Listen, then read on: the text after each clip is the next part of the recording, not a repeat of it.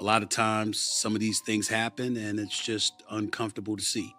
The details, quite frankly, are none of y'all business. But it's not as if I know all the details. It was a contract negotiation that was going on. ESPN certainly did not want to lose her. But in the end, rather, she made a decision. They say nothing ever ends quietly in Bristol, but Molly Qerim's sudden exit shook ESPN like an earthquake. 10 years of holding down the First Take desk, gone in a flash with one late-night Instagram post on September 16th. No warning, no farewell tour, no grand send-off, just a carefully filtered goodbye about closing an incredible chapter. Fans were blindsided, producers were whispering, and the control room was left scrambling. What made jaws drop even harder? Molly wrote out a long, heartfelt thank you, but didn't mention Stephen A. Smith once. Not a single word for the man she sparred with on air for a decade, the same guy who built his empire debating beside her. The silence spoke louder than any speech. For a network addicted to staged conflict, this wasn't scripted drama. This was a real-life curveball nobody saw coming. And you know Stephen A. couldn't stay quiet for long. Just hours later, before the studio chairs even cooled, he opened First Take with what he sold as an off-the-cuff tribute. But instead of pure love, it sounded like he was patching up a PR leak. Smith laid it on thick. Heartbreak, admiration, endless praise for Molly's grace and professionalism, even saying she kept him in check. Sweet words, sure, but the delivery felt rushed, like he was scrambling to save face. Meanwhile, Molly's tone was polished and mysterious, hinting at bigger moves ahead, while Stephen A.'s reaction came off as defensive and uneasy. That clash, her calm goodbye versus his frantic energy, was the first crack in the story ESPN wanted fans to believe. Something wasn't adding up, and the audience picked up on it instantly. By noon, the spin machine was in overdrive. Every ESPN insider repeated the same line. I also wonder, bro, like from a human perspective, Molly was your sidekick for 10 years. We don't need to know she abruptly resigned. Yeah. Protect her at all costs. Yeah. That's my big thing, Social Trey. I thought she was here for the end of the year. I guess she's done now. Remember, she didn't want it to leak because Molly ends up putting out a statement that, hey, it's unfortunately leaked. I didn't want it to, etc. But protect her. No controversy here, said President of Content Burke Magnus. But let's be real. That's the exact phrase networks drop right before a bombshell lands. Magnus tried to dress it up as a simple contract hiccup, just a star anchor moving on to new challenges. But no one in the industry bought that fairy tale for a second, especially once leaks started flying that Molly was originally locked in until the end of 2025. Then suddenly, poof, she was gone overnight. The timing got even messier when ESPN rolled out a shiny new multi-million extension for Malika Andrews, conveniently announced just hours after Molly's farewell. Fans immediately connected the dots, because you don't shell out that kind of cash unless you're fully replacing somebody big. ESPN looked less like they were in control and more like they were putting out fires. And then came Marcellus Wiley, the former colleague who never bites his tongue. On his podcast, he torched ESPN, claiming Molly had been battling hard for one of two things: a serious pay bump or her own hosting gig. According to him, ESPN shot both down. The wildest part? Molly is a friend. Molly is a coworker. Molly is somebody that I have leaned on many occasions in the past, as she has done when it comes to me. We've been partners on the show. Wiley hinted her relationship with Stephen A. wasn't just strained, it was shredded. When he signs off on you, you get what you want. When he doesn't, you don't, Wiley declared, pointing to how Smith's blessing often dictated executive moves. Wiley didn't stop there. He dragged ESPN for paying Mina Kimes more, despite Molly co-anchoring the network's biggest show. His implication was brutal. If Stephen A. had gone to bat for her, Molly would still be in that seat. Instead, the silence from Molly toward Stephen A. No gratitude, no acknowledgement. Looked more like a deliberate cold shoulder than an oversight. Then came the flashpoint that lit up social media, the infamous food shaming moment. Stephen A. teased Molly on air for grabbing snacks during breaks. Sounds harmless. Until Molly cut him off live with a razor-sharp clapback. Adult woman, proud of it, not a little girl. That wasn't just a joke. It was a boundary check on national television. Fans went wild, dragging Stephen A. for acting like Molly's hall monitor and asking if his power had finally gone unchecked. Threads popped up suggesting resentment, jealousy, and even whispers of an old personal rejection hanging in the air. Whether real or not, that speculation struck a nerve. And suddenly every side-eye, every sarcastic jab between them became evidence in the court of public opinion. Stephen A. Smith for a very, very long time. He was one of the reasons why I got into sports media, but then I ended up meeting him. Wasn't the most, one of those don't meet your hero type experience. I don't know all the details, and I'm not going to tell you all the details because it's not your business.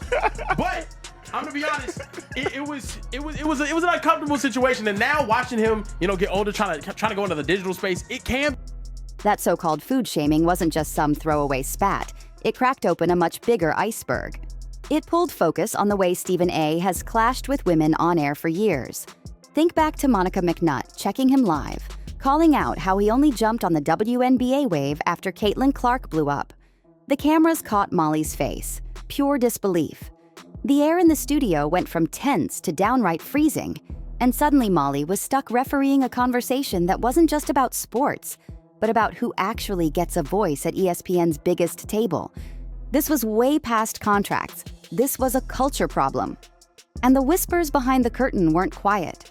Some claimed Molly, post-divorce, was under added pressure from all directions. A few insiders swore she and Stephen A. had gotten closer than just co-workers, while others whispered she felt boxed in by his behavior off-camera. Molly never confirmed a thing, but that farewell post, thanking everyone except him, read like its own silent statement. Backstage, people said the so-called chemistry was nothing but smoke and mirrors. By the end, Molly was always the referee, while Stephen A. played the star provocateur. Then came the rumors after her divorce. Did their friendship cross lines? Did private texts or late-night clashes spill over into work? I believe this is something that we've seen from Stephen A. as of late, though. With the whole thing with LeBron, whenever LeBron went and got in his face, though, even your tone afterwards whenever he's breaking down that situation. Oh, well, if he would have done something, we would have been fighting right. Oh, gosh, yeah. What are you talking about, man? What are you talking about? As a young person that looked up to Stephen A. Smith for so many years, man, it's... You said past tense. You said look. Gossip pages in New York and Jersey claimed they'd heard about flirty messages and even caught wind of heated arguments in ESPN's parking lot. And through it all, Molly stayed silent. No denial, no explanation, just total lockdown. That silence only poured gasoline on the rumor fire. When Stephen A. finally tried to reset the narrative, it only made things worse. On his own YouTube stream, he snapped, "The details are none of your business. It's not as if I know all the details." But the doublespeak was impossible to miss. Why ask for privacy while teasing you know more than you're saying? He couldn't seem to decide if he was an ex-friend, a clueless bystander, or a man keeping secrets under wraps. And the more he talked, the more the mask slipped. He kept dropping cryptic lines like, "Do I have an idea? Of course I do. Am I gonna share it? No." That kind of half-confession just fueled speculation even harder. By then, podcasts, ex-ESPN staff, and fans online were dissecting his every word. Even Stephen A.'s trademark swagger looked shaky, like he was battling himself not to spill. One thing was clear. Something ugly had happened behind the scenes, and the public wasn't supposed to know. But now everyone was guessing. Fans always imagined the First Take desk as a partnership of equals, but the paychecks told a completely different story. Reports had Molly pulling in under $1 million a year, while Stephen A. was flexing a $100 million mega deal. That's not just a gap, that's a canyon. His empire grew with every hot take, every headline, while the woman sitting next to him was carrying the same pressure for a fraction of the pay. That wasn't an oversight. That was a neon sign showing who really ran the show. This wasn't just about numbers, it was about power. As Marcellus Wiley reminded everyone, when he signs off on you, you get what you want. When he doesn't, you don't. At ESPN, Stephen A's nod could unlock raises, promotions, or prime contracts. Without it, even a decade of ratings wins couldn't buy Molly a real seat at the decision-making table. Sources said she pushed for either a proper raise or her own hosting gig, moves that would have cost Stephen A nothing but maybe his spotlight. But with his support nowhere to be found, those doors stayed slammed shut. And yet, Molly's so-called exit wasn't a retreat. It was a power move. Almost immediately after her Instagram farewell, the industry was buzzing about FOX Sports, swooping in with a monster offer. We're talking millions on the table, a multi-year contract, prime NFL and college football assignments, and even the chance to headline her own studio show.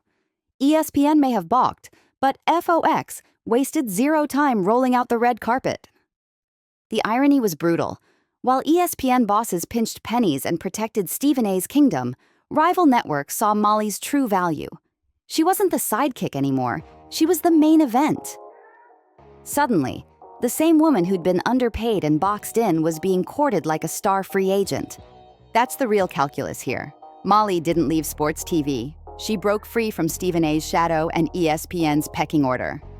She flipped her reputation for composure and credibility into bargaining power that no executive could ignore. Her story stopped being about what Stephen A allowed and became about what the rest of the industry already knew she was worth. Looking back, there's a deeper lesson hiding in plain sight. ESPN tried to spin Molly's exit as routine business, but the optics screamed louder than any press release. The second she stepped out of Stephen A's shadow, the market lined up to hand her the spotlight. Was she running from something or running toward something bigger? Truth is, probably both. She walked away from being the eternal moderator and peacekeeper, finally free to call her own shots. Funny enough, it was a kind of leverage she never fully tasted at the very network that made her famous. ESPN might have underestimated her value, but their rivals didn't hesitate for a second. In sports media, agency is everything, and Molly's next act looked less like an exit and more like a power play. Then came the dominoes.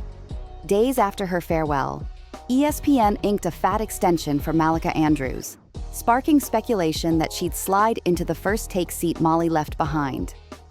Fans on message boards clocked it instantly. One woman exits, another steps in, and while Molly disappeared without a grand send-off, Stephen A was busy growing even bigger, parachuting into ESPN's prized Monday Night Football pregame show alongside NFL royalty.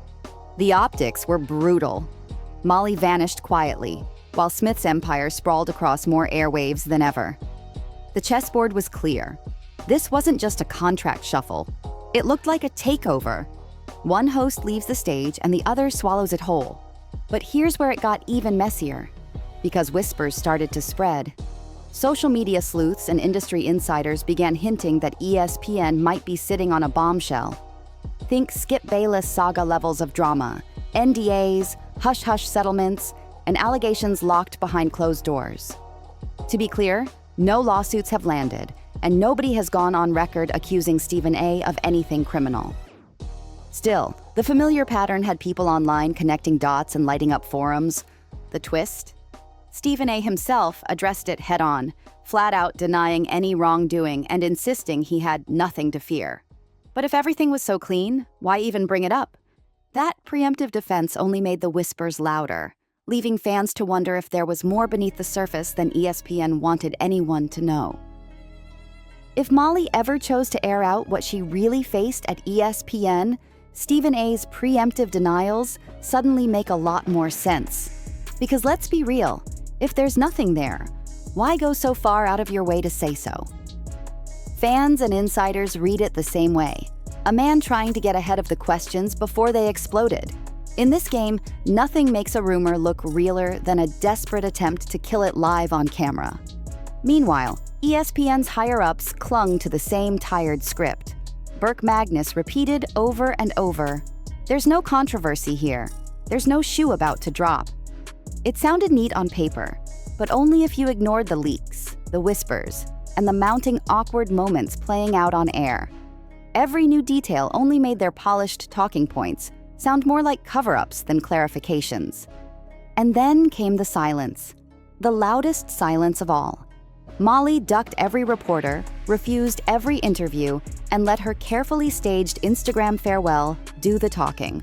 No anger, no tears, no naming names, just polite edits, and, of course, no mention of Stephen A. That single omission cut sharper than any accusation could have. A decade of mornings side by side, and not a single word for the man she built the show with.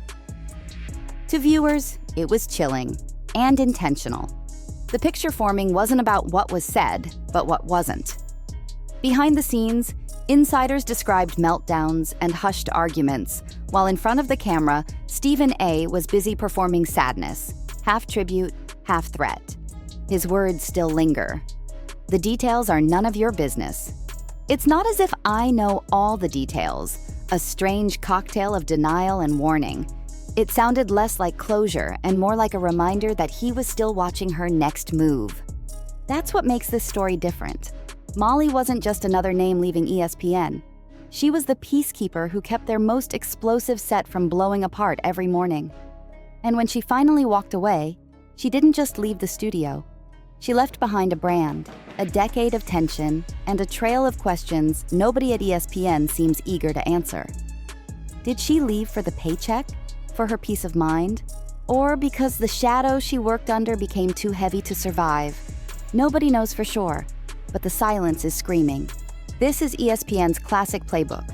Tie it all up with a bland press release, shuffle the deck, and hope fans move on. But something about this one won't fade. The pay gaps, the denials, the missing thank you, the cryptic sign-offs, they're too sharp to forget. Molly Qerim may never tell her side out loud, but her silence has already said enough. And maybe, just maybe, the real story hasn't even started yet. So, what do you think? Was this just about money, a toxic culture, or something darker ESPN doesn't ever want in the daylight? Drop your thoughts below, hit like, smash that subscribe button, and we'll catch you in the next one.